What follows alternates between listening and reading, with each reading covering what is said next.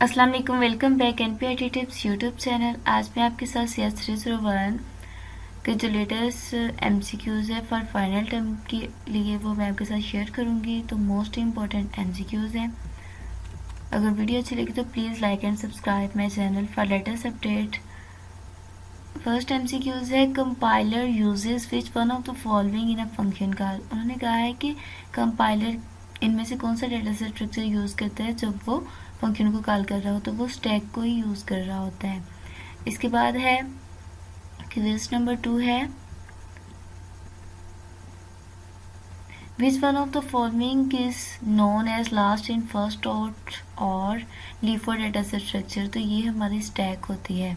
Data इसमें क्या हो रहा होता है, आ तो पहले रहा होता है, वो नीचे जैसे हम प्लेट वाला नहीं यूज़ करते कि जैसे जैसे आपने प्लेट रख दी, जो ऊपर वाली प्लेट होगी वो आप सबसे पहले पकड़ेंगे, फिर वो लास्ट वाली जो प्लेट होगी वो सबसे एंड पे पकड़ेंगे। तो इसी तरह ये होता है स्टैक का। तो ये इसका 100% करेक्ट सोल्यूशन है। नेक्स्ट जो आपका क्विज है वो है solution is said to be efficient if it solve the problem within its resource constraints hardware and time.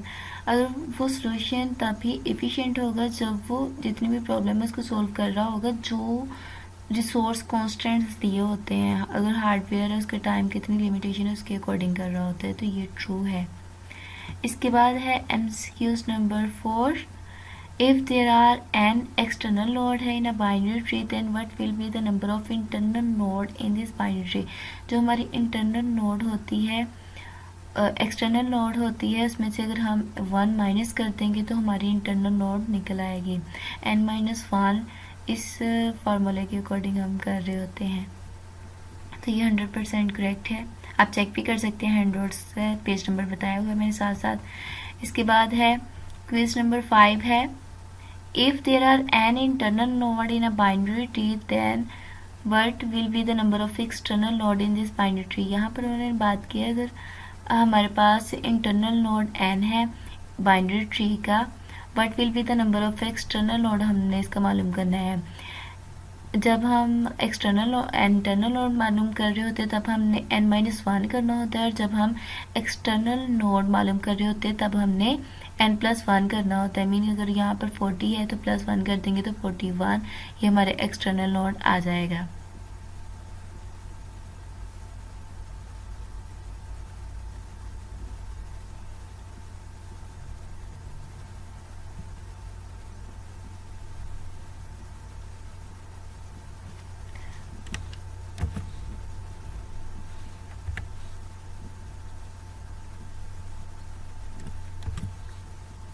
तो यहाँ पर आएगा n+1, तो ये 100% करेक्ट है।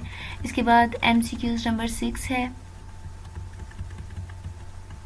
ये है if we have 1000 set, each set contain a single different person. अगर हमारे पास 1000 सेट है और हम उसको जस्ट अ सिंगल डिफरेंस है, उसमें एक ही डिफरेंस होगा पर्सन का, विच of the formulation will be true on A set. तो ये रिफ्लेक्सिव हमारा होता है जिसमें जस्ट सिंगल डिफरेंस होता है।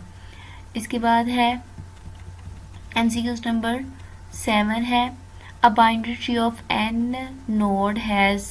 तो ये हमारा क्या होता है, log to n लेवल्स होते हैं। ये बाइनरी ट्री के n nodes has log to n levels के थ्रू हम इसका चेक कर रहे होते हैं।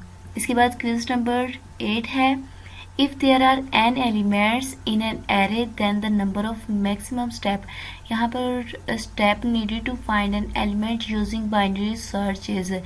हमारे पास है n एलिमेंट्स हैं, नंबर ऑफ एलिमेंट्स मीन कि वो 100 कोई सी भी हो सकती है, 100 हो सकती है, 10 लाख जितने भी, तो वो n उसको हम उसका नाम दे देते हैं इन एन एरे में।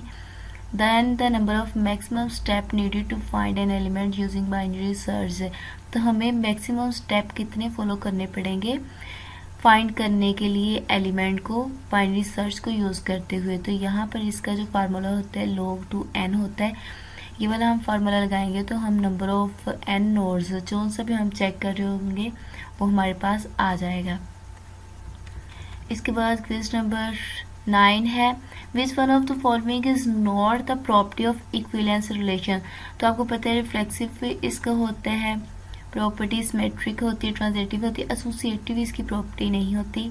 इसके बाद क्वेश्चन नंबर 10 है the easiest case of reading a node from the binary search tree is the case in which the node to be deleted. अगर हमारे पास जो आसानी के साथ हम नोड को डिलीट कर सकते हैं किसी भी बाइनरी सर्च ट्री से, तो हमारे लिए लीव नोड जो सबसे एंड वाला नोड होता है उसको डिलीट करना इजी होता है।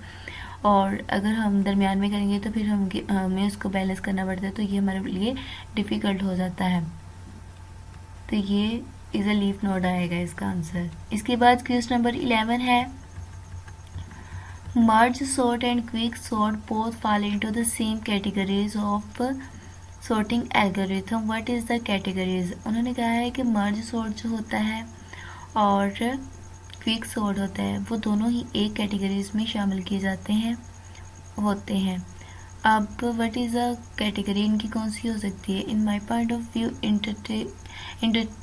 इंटरचेंज सॉर्ट होगा। इसके बाद है क्वेश्चन नंबर 12 है we convert the dash pointer of binary to thread in threaded binary tree. तो हम क्या कन्वर्ट कर रहे होते हैं बाइनरी ट्री से थ्रेडेड, जब हम ट्री बना रहे होते हैं थ्रेडेड बाइनरी ट्री बना रहे होते हैं तो नल पॉइंटर जो होता है of a binary tree to threaded in threaded binary tree, उसको हम नल पॉइंटर कन्वर्ट कर रहे होते हैं। इसके बाद MCQs नंबर 13 है if a pointer of the node in a binary tree is null then it will be an। अगर उन्होंने कहा है कि हमारे पास एक पॉइंटर है और नोड बाइनरी ट्री का वो नल है, then it will be the, वो क्या होगा, हमारा एक्सटर्नल नोड होगा। इसके बाद है MCQs नंबर 14 है if the bottom level of a binary tree is not complete field. अगर हमारा जो बॉटम लेवल नीचे वाला जो लेवल है हमने ट्री बनाए हुए वो कम्प्लीटली फिल नहीं होता, depict that the tree is not a complete binary tree नहीं होगा। ये आपका MCQs आया हुआ था क्विज नंबर 2 का जो आज ही कंप्लीट हुआ है। तो आप लोगों के फाइनल टर्म के लिए जो MCQs हैं रिसेंटली हो रहे हैं वो भी आपने साथ साथ चेक करने हैं। तो ये इसका 100% करेक्ट सोल्यूशन है, कंप्लीट बाइनरी ट्री नहीं होगा क्योंकि इसके जो बॉटम लेवल है वो कम्प्लीटली फिल नहीं हो रहे। इसके बाद क्वेश्चन नंबर 6 है suppose you implement a mini hip with the smallest element on top. आपने फर्ज करना है कि आप इम्प्लीमेंट कर रहे हैं मिनी हिप को। मिनी हिप में आपको पता है कि स्मॉलेस्ट एलिमेंट आपने डालने होते हैं टॉप की तरफ। इन एन एरे आप यूज़ कर रहे हैं, consider the different array below, determine the one that can not be possible be a heap. अब आपने ये चेक करना है कि कौन सा नहीं हो सकता, यहाँ पर जो हमने यहाँ पर अंडरलाइन करना है हीप में। तो ये हमारा 16, 24, 20, 30, 28, 18 और 22 नहीं हो सकता। इसके बाद है क्विज नंबर 16 है what is the best definition of a क्लूजन in a hash table. में क्लूजन की सबसे अच्छी सी डेफिनेशन कौन सी हो सकती है? तो यहाँ पर है 2 entries with different keys have the same exact hash value.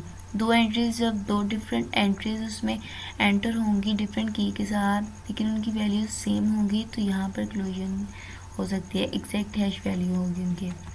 इसके बाद क्वेश्चन नंबर 17 है in complete binary tree the bottom level is filled from. तो कंप्लीट बाइनरी ट्री में बॉटम लेवल हमेशा लेफ्ट टू राइट ही फील्ड किया जाता है। इसके बाद है क्वेश्चन नंबर 18 है here is an array of 10 integer. यहाँ पर उन्होंने बताया हुआ 5, 3, 8, 9, 1, 7, 0, 2, 6, 4 है। The array after the first iteration, जब उसकी एक दफ़ा लूप चलेगी आइट्रेट होगा of the large loop in a selection sort में।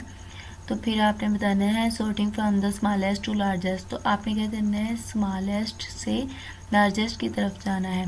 तो यहाँ पर हमारी सॉर्टिंग कैसे होगी, फर्स्ट ऑफ ऑल 0, फिर 3, फिर 8, फिर 9, फिर 1, फिर 7, फिर 5, फिर 2, फिर 6 और 4। ये हमारी सॉर्टिंग होगी। इसके बाद ये वाला इसका 100% करेक्ट सोल्यूशन है। इसके बाद क्वेश्चन नंबर 19 है, which one of the following pressure return top value of the stack. तो आपने यहाँ पर ये बताना है कि कौन सा ऑपरेशन हम यूज़ करते हैं स्टैक में जो हमें रिटर्न कर रहा होता है top value of the stack को। तो टॉप ही हमें उसको रिटर्न कर रहा होता है। ये ना तो डिलीट कर रहा होता है ना ही इसको पुश कर रहा है, जस्ट ये इसको पॉइंट कर रहा होता है। तो इसने हमें वो रिटर्न वैल्यू करनी होती है जो हमने ऐड की होती है टॉप पे। इसके बाद है क्वेश्चन नंबर 20 है, compiler uses which one of the following in a function call. तो जो कंपाइलर यूज़ करता है वो स्टैक को यूज़ करता है फंक्शन कॉल करने के लिए।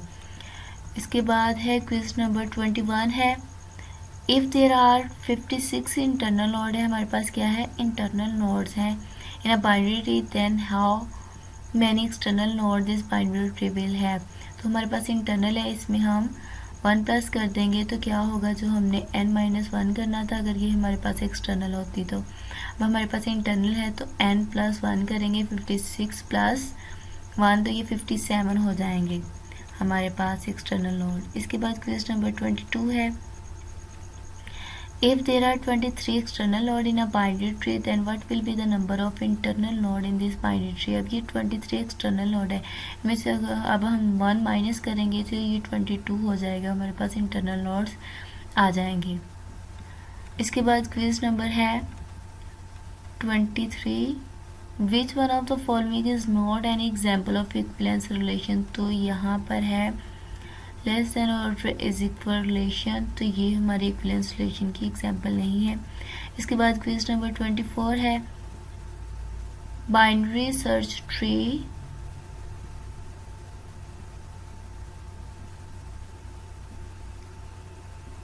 Is an algorithm of searching use with the sorted data. जब बाइनरी सर्च ट्री हम एल्गोरिथम यूज़ कर रहे होते हैं तो ये सर्चिंग करने के लिए यूज़ विद द डाटा को सॉर्ट कर रहा होता है, अरेंज कर रहा होता है ये। इसके बाद क्वेश्चन नंबर 25 है, which one of the following is not true regarding the skip list के अकॉर्डिंग।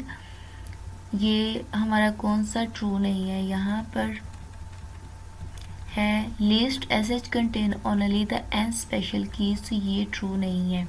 इसके बाद क्वेश्चन नंबर 26 है, which of the following is a property of binary tree. इनमें से आपने बताना है कि बाइनरी ट्री की प्रॉपर्टीज कौन सी है। A binary tree of n internal nodes has n+1 करेंगे तो हमारे पास एक्सटर्नल नोड आ जाते हैं, तो ये इसकी प्रॉपर्टी है। नेक्स्ट क्वेश्चन नंबर 27 है, by using dash we avoid the recursive method of reversing a tree. हम यूज़ कर रहे होते हैं कौन सा मेथड के अवॉइड हो जाए, हम रिकर्सिव को बार बार जो एक ही फंक्शन उसके कॉल ना करें, और रिवर्सिंग अ ट्री जब हम ट्री में ट्रेवर्स कर रहे होते हैं डाटा को, which make use of a stack and consume a lot of memory and time. क्योंकि ये क्या कर रहे होते हैं, स्टैक को बहुत ज़्यादा यूज़ कर रहे होते हैं और मेमोरी को भी और टाइम भी हमारा बहुत ज़्यादा वेस्ट हो रहा होता है। तो जब हम थ्रेडेड बाइनरी ट्री यूज़ कर रहे होते हैं तो फिर ये वाले हमारे जो बहुत ज़्यादा जो स्टैक यूज़ हो रही थी और consuming a lot of memory, इससे हमें बचा देता है थ्रेडेड बाइनरी ट्री। इसके बाद क्वेश्चन नंबर 28 है, which of the following statement is true about dummy node of threaded binary tree. मैंने उनमें कहा है कौन सी स्टेटमेंट ट्रू है अबाउट जो हमारी डिमी नोड होती है थ्रेडेड बाइनरी ट्री में। तो ये है इसका answer, this dummy node has either no value और सम डिमी वैल्यू। तो हो सकता है कि इसमें कोई भी वैल्यू ना हो और सम डिमी वैल्यू भी हो सकती है। इसके बाद क्वेश्चन नंबर 29 है, which formula is the best approximation for the depth of a heap with no N nodes के लिए। हमने कौन सा फार्मूला यूज़ करते हैं हीप की डेप्थ को, उसकी गहराई को मालूम करने के लिए और इसमें कितने नोड्स हैं। तो हम यहाँ पर लोग ब्रेसिस बेस 2 और ब्रेसिस क्लोज को यूज़ करते हैं, of N number of N's use कर लेते हैं, जो नोड हमने जितने मैक्सिमम होंगे वो यूज़ कर लेंगे ये फार्मूला लगाकर। इसके बाद क्विज नंबर 30 है, in threaded binary tree the null pointer are replaced by in order successor और प्री ऑर्डर सक्सेसर यूज़ करेंगे। जब हमारा थ्रेडेड बाइनरी ट्री क्या होगा, नल होगा, पॉइंटर रिप्लेस कैसे होगा, इन ऑर्डर सक्सेसर में और प्री ऑर्डर सक्सेसर में। इसके बाद है क्वेश्चन नंबर 31 है, which of the given option is not a factor in union bye size. तो यहाँ पर हमारा उन्होंने कहा है कि कौन सा आपका फैक्टर यूनियन बाय साइज नहीं है। तो यहाँ पर है, make the larger tree the sub tree of the smaller number. हमने बहुत लार्ज ट्री बनाया गया, यहाँ उसके जो subtree of the smaller number होंगे।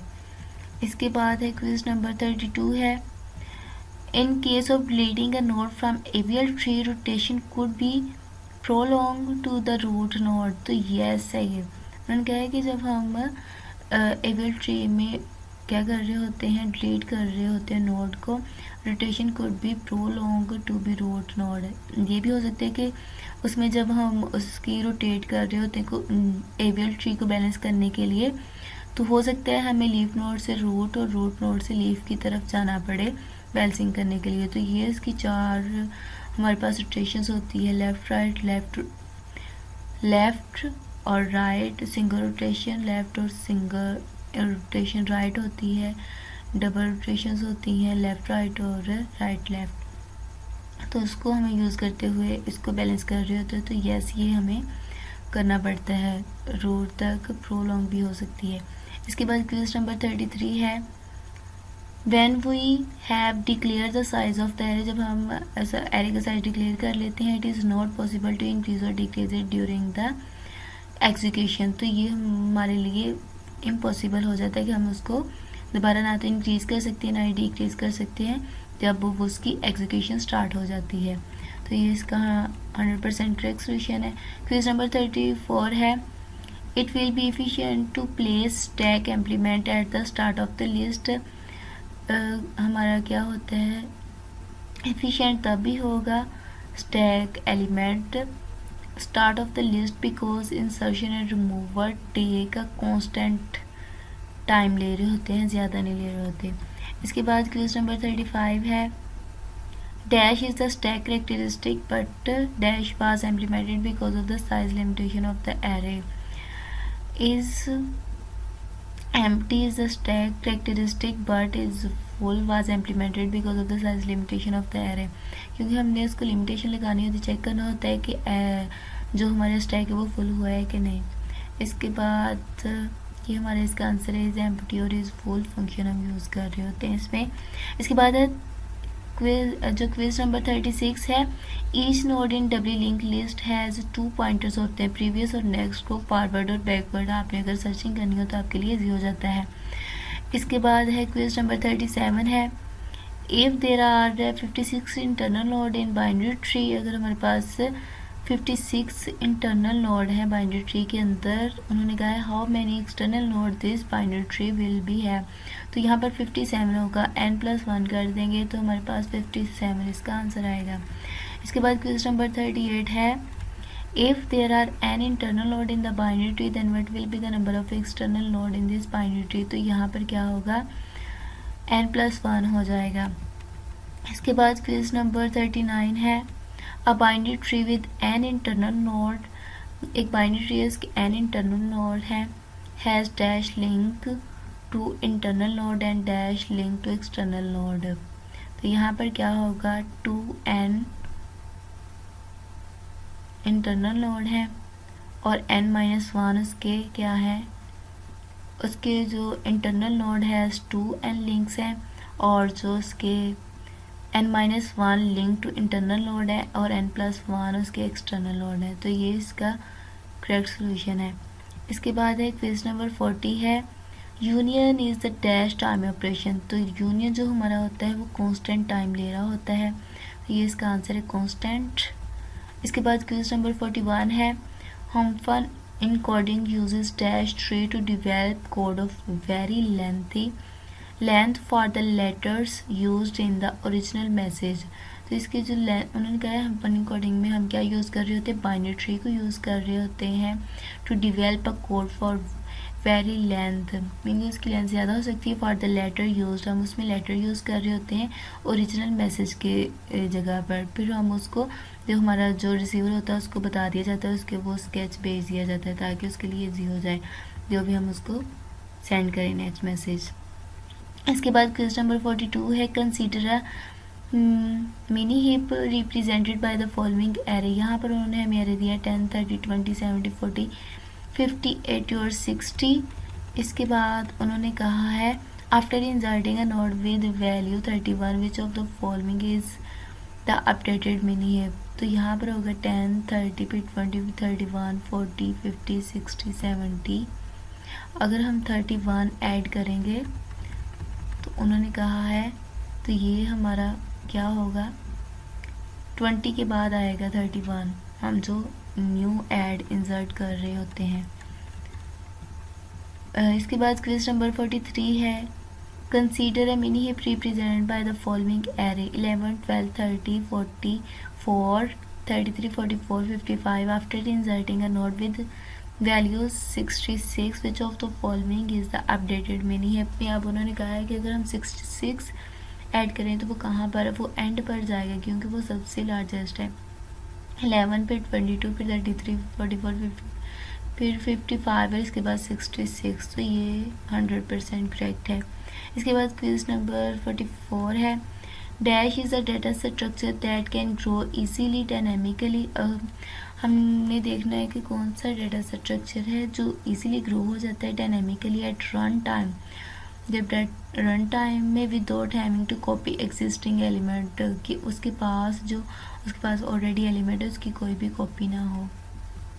इसके ये बोथ ऑफ दीज यूज़ हो सकते हैं। एरे और list is a data structure that can grow easily dynamically at run time without having to copy existing element आएगा इसमें। इसके बाद क्वेश्चन नंबर 44 है, a complete binary tree of height dash has node between 16 to 31। A complete binary tree of height उसकी 4 होगी, has node between 16 to 31। तो इसके बाद हमारे क्वेश्चन नंबर 46 है, which of the given option is not a factor in union by size। यहाँ पे उन्होंने कहा है कौन सा factor in union bye size नहीं है, तो यहाँ पर है make the larger tree the sub tree of the smaller one, ये वाला इसका नहीं है यूनियन बाय फैक्टर। इसके बाद क्वेश्चन नंबर 47 है, plus is a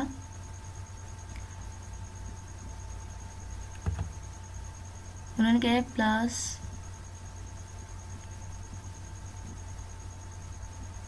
is a dash operator. तो ये हमारा बाइनरी ऑपरेटर होता है क्योंकि इसमें a प्लस बी अगर हम डालें या 1 प्लस 2 डालें तो ये 2 ऑपरेंड्स लेता है, इसलिए ये हमारा बाइनरी ऑपरेटर होता है। इसके बाद क्वेश्चन नंबर 48 है, a kind of expression where the operator is present between 2 operands called dash expression.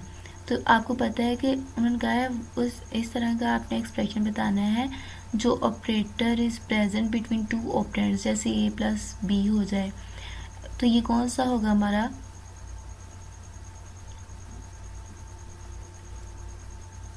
Infix expression होता है, क्योंकि उसमें यहाँ पर जैसे हम लिखते हैं a प्लस बी, तो ये हमारा क्या ऑपरेंड्स होगा a प्लस बी, ये जो हमारा ऑपरेटर दरमियान में है ऑपरेंड्स, ये b और a 2 ऑपरेंड्स है, तो ये हमारा इनफिक्स एक्सप्रेशन होगा।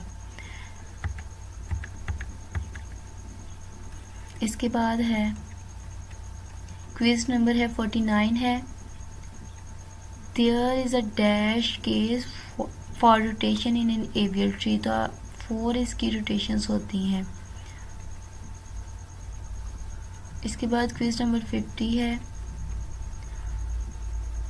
इसमें है in a perfectly binary in perfectly balance tree the insertion of a node dash. उन्होंने कहा कि जो परफेक्ट बैलेंस ट्री होता है उसमें हम कैसे इंसर्शन कर रहे होते हैं नोड्स को कैसे ऐड कर रहे होते हैं, तो वन रोटेशन के थ्रू ही हम उसको ऐड कर लेते हैं परफेक्टली बैलेंस ट्री में। तो ये MCQs थे। Please like and subscribe my channel for latest update. और इसके अलावा मैं दूसरे भी और भी फाइनल टर्म के MCQs बनाऊंगी। अगर आपको फिर भी इसमें कोई प्रॉब्लम आ रही हो तो आप कमेंट सेक्शन में पूछ सकते हैं। ओके, अल्लाह हाफिज़।